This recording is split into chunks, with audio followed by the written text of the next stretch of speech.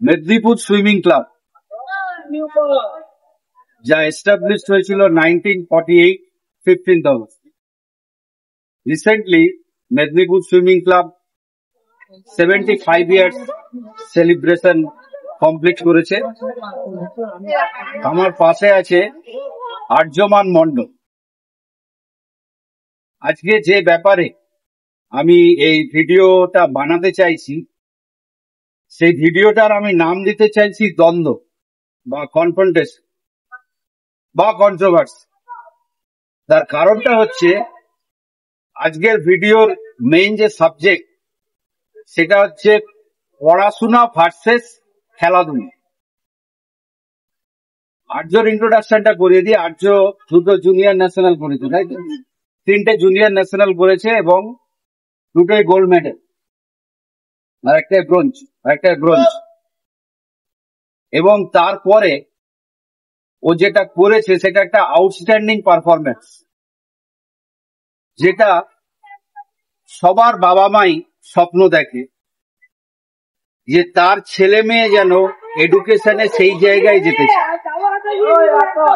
তো আজকে কিন্তু আর্য 3টে ওয়াটার পোলো ন্যাশনালে মেডেল হোল্ডার, এবং তারপরেও ও একাডেমিক কোয়ালিফিকেশন ওর যেটা, সেটা ওই বলবে কিভাবে কি করেছে না করেছে। তবে আমি একটা ব্যাপারে যেটা দেখেছি, যে আর্যকে আমি ম্যাক্সিমাম সময় কিন্তু সুইমিং পুলের মধ্যে দেখেছি, ওকে ম্যাক্সিমাম সময় আমি খেলতে দেখেছি, এবং ওর মা ওকে খেলতে এনকারেজ করেছে। ও এখানে ওয়াটার পোলো খেলার পর রাত্রিবেলা ব্যাডমিন্টন গ্রাউন্ডে ব্যাডমিন্টন খেলত, রাত্রি 9টা 9:30 অব্দি অ্যাটলিস্ট। এবং তখন অলরেডি ও বোধহয় ক্লাস 11-এ পড়ে। ওর মা এসে ওকে এনকারেজ করছে যে তুই আর একটু খেল। তো আমি তখন বললাম, আমি তো পৃথিবীর সপ্তম আশ্চর্য দেখলাম। কারণ ন্যাচারালি আমরা যারা স্পোর্টস এর সঙ্গে যুক্ত বা স্পোর্টস কোচিং এর সঙ্গে যুক্ত, আমাদেরকে গালাগালি খেতে হয়। বাবা মারা সবসময় বলে যে এরা স্পোর্টস করে এদের জলাঞ্জলি হলো জীবনটা। আর্য কিন্তু সেই জায়গাটা ওভারকাম করেছে, এবং ও প্রমাণ করেছে যে এতদিন এতক্ষণ এতটা সময় খেলার পরেও একটা একাডেমিক জায়গায় যে জায়গাটা গেছে সেটা ও ওর মুখেই বলবে। আর্যকে বলবো, আর্য ইন্ট্রোডাকশনটা, তুই কোথায় পড়েছিস, ক্লাস 5 থেকে 12 কি করেছিস, জাস্ট একটু ইন্ট্রোডাকশনটা কর। প্রথমত 5 to 12 আমি আমার হাই স্কুল টাইম করেছি বিএসএম এ। আর 5 to 12 বেসিক্যালি টিউশন সেরকম একটা ছিল না, মোস্টলি আমাকে নিজের পড়াটা নিজেই করতে হতো। 10 থেকে আমার মেন টিউশন লেগেছিল জেইর জন্য। তারপর এক্সাম দিচ্ছি। মেন ফোকাসটা আমার 5 to 12 5 to 10 এর মেন ফোকাসটা আমার ওয়াটার পোলোতেই ছিল। 10 থেকে 12-এ আমি বলবো পড়াশোনাটাকে একটু আগে ফোকাস দিয়েছি, আমি একটাই ফোকাস দিয়েছি। কিন্তু আমি তো দেখেছি যে ক্লাস 11-এও তুই চুকিয়ে খেলেছিস, ক্লাস 12-এও আমি তোকে খেলতে দেখেছি, এবং তোর পেরেন্টস তোকে খেলতে এনকারেজ করতো। আমার যেটা জানার খুবই ইচ্ছে যে তাহলে খেলাধুলো করে কি পড়াশোনা করা যায়, বা পড়াশোনা করে কি খেলাধুলো করা যায়? অফকোর্স করা যায়, এটা কোনো নয় যে এটা করলে একটা হয় না। মেন ব্যাপার হচ্ছে পেরেন্টস এর উপর। পেরেন্টস যদি বলে দেয়, মানে পেরেন্টস যদি বাচ্চাদেরকে বলে যে তুই মানে একটা চুজ কর, তখন তারা অবশ্যই বাধ্যতামূলক একটাকেই চুজ করবে। তারা যদি এনকারেজ করতে পারে যে দুটা করা যায় একসাথে, তো অফকোর্স সেটা বাচ্চার পক্ষে পসিবল। আরেকটা প্রশ্ন, যে এখন তুই কোথায় স্টাডি করছিস? আমি এখন আইআইটি মাদ্রাসে পড়ছি, সিএস স্ট্রিম নিয়ে পড়ছি, মানে কম্পিউটার সায়েন্স।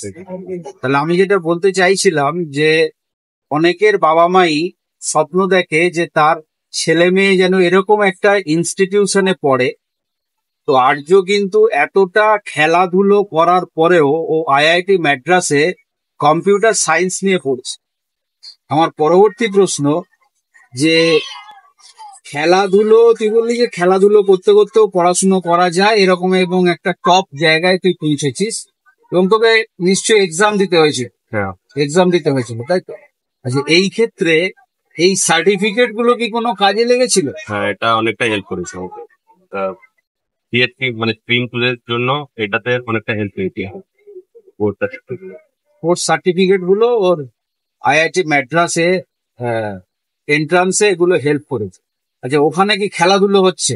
আমি শুনেছিলাম যে একটা আইআইটি ম্যাড্রাসের হয়ে একটা ওয়াটার পোলো খেলেছে। হ্যাঁ, হয়েছে।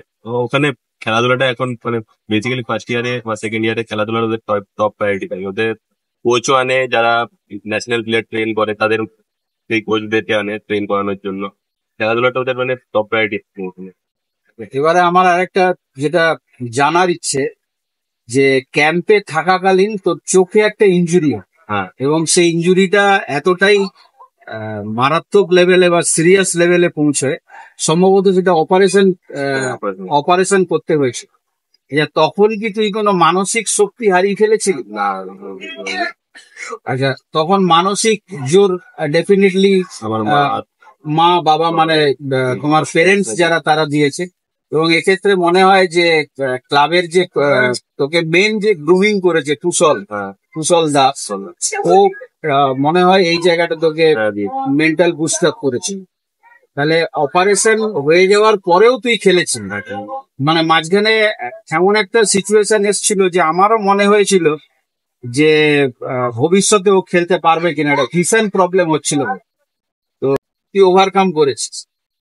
আর একটা আমার খুব ইন্টারেস্টিং ব্যাপার, আমি সেটা সঠিক জানি না, আমি শুনেছি যখন ন্যাশনাল ক্যাম্প হচ্ছিল, ন্যাশনাল ক্যাম্পে যখন হয় আর কি, ন্যাশনাল যাওয়ার জন্য যে ক্যাম্প গুলো হয় ওয়াটার পোলো, তার সম্ভবত একটা ক্যাম্প বোধ হয় ক্যালকাটা স্পোর্টসে হচ্ছিল, ক্যালকাটা স্পোর্টস বা সালকিয়ায় কোথাও একটা হচ্ছে, ক্যালকাটা স্পোর্টসে হচ্ছিল। তখন আমি শুনেছি যে তুই ক্যাম্পে যেতিস, ক্যাম্প থেকে আবার ফিরে আসতিস, ফিরে এসে আবার কি পরের দিন যেতে। এটা একটু বল, এটা ভিউয়ার্সরা শুনলে খুশি হবে। বেসিক্যালি আমাদের ক্যাম্প হতো 8টা থেকে 12টা অব্দি ক্যাম্প করলাম। 12টা থেকে অনেক খেয়ে দিয়ে দুটো ট্রেনটা ধরলাম, এখানে এসে গেলাম 5টায়। রেস্ট নিয়ে 7টা থেকে টিউশন ছিল, 7টা টিউশন করে 7টা থেকে 9টা 9:30 টিউশন করে ঘর আসতাম, ফেরার উঠে কিছু নিতাম। রাত্রে 12:30 মিডনাইটের অ্যারাউন্ড একটা এক্সপ্রেস ধরে আবার চলে যেতাম হচ্ছে কলকাতায়। যে আবার সেই 8টা থেকে ক্যাম্প করতাম। এমনি করে হয়তো মানে প্রতিদিন হতো না, কিন্তু সপ্তাহে ধরুন 4 দিন এরকম করে করতে হতো। বাকি 3 দিন ছুটি পেতাম, যদি চলে আসতাম ঘরে বা ওখানে থেকে যেতাম। এটার জন্য কোনো টায়ার্ডনেস কাজ করতো না? মেন্টাল হেলথ মানে কি বলবো, টায়ার্ডনেস যদি কোনো জিনিসে ইন্টারেস্ট থাকে তখন সেটা আমার টায়ার্ডিং লাগবে না। আচ্ছা, বা না আজকে আর ভালো লাগছে না এরকম কিছু? আমার পড়াশোনাটা ইন্টারেস্ট ছিল, আর ক্যাম্পটাতেও ইন্টারেস্ট ছিল, তাই আমার কোনো টায়ার্ডনেস মানে লাগেনি। তোর দুটো জায়গায় ফোকাস ছিল, একটা হচ্ছে আমাকে ন্যাশনাল ওয়াটার পোলো যেটা হবে জুনিয়র ন্যাশনাল, সেটাই আমাকে পার্টিসিপেট করতে হবে, এবং আমাকে আইআইটি তে এন্ট্রান্সে আসতে হবে। মানে মেইন জিনিস হচ্ছে মাইন্ডসেট, তাই তো? তাহলে তোর এখন যারা স্পোর্টস করছে এক্ষেত্রে তোর তাদেরকে কি বলার আছে?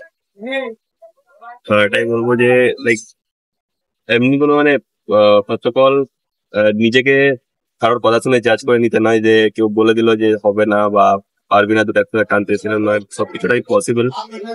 আর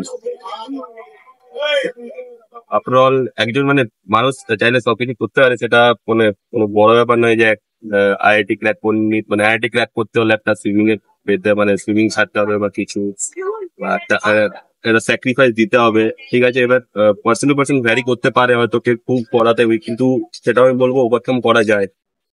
এবার টাইম প্র্যাকটিস হয়ে অভ্যাস হয়ে যাবে। যদি কারো ইন্টারেস্ট থাকে দুটোতেই সমানভাবে, তাহলে সে অবভিয়াসলি পারবে।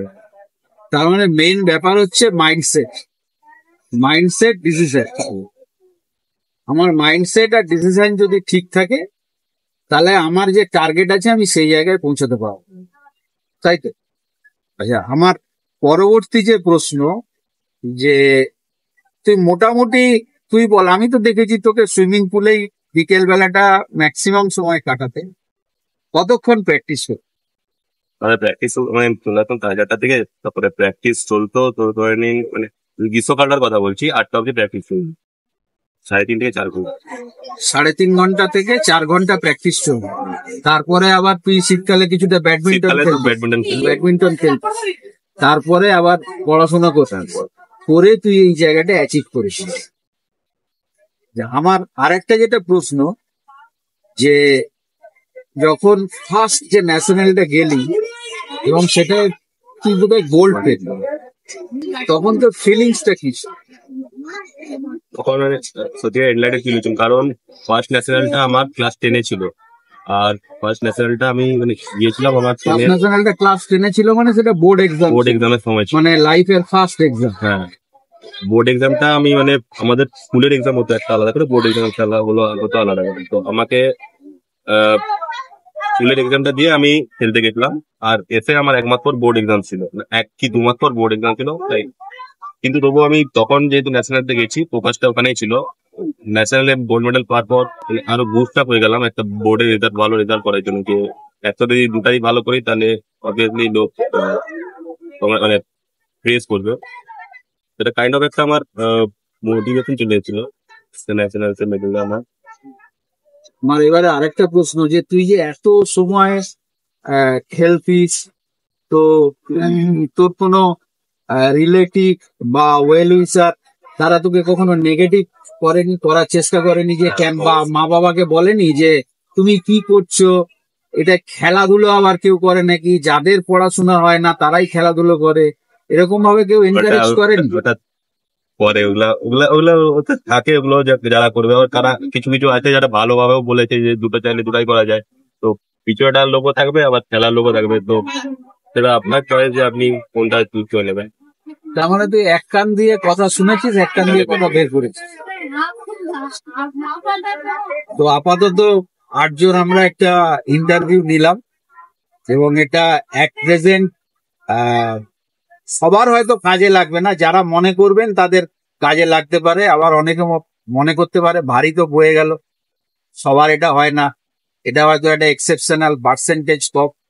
আমরা একটা আটজন একটা ইন্টারভিউ নিলাম, এটা কিছুটা কাজে লাগবে।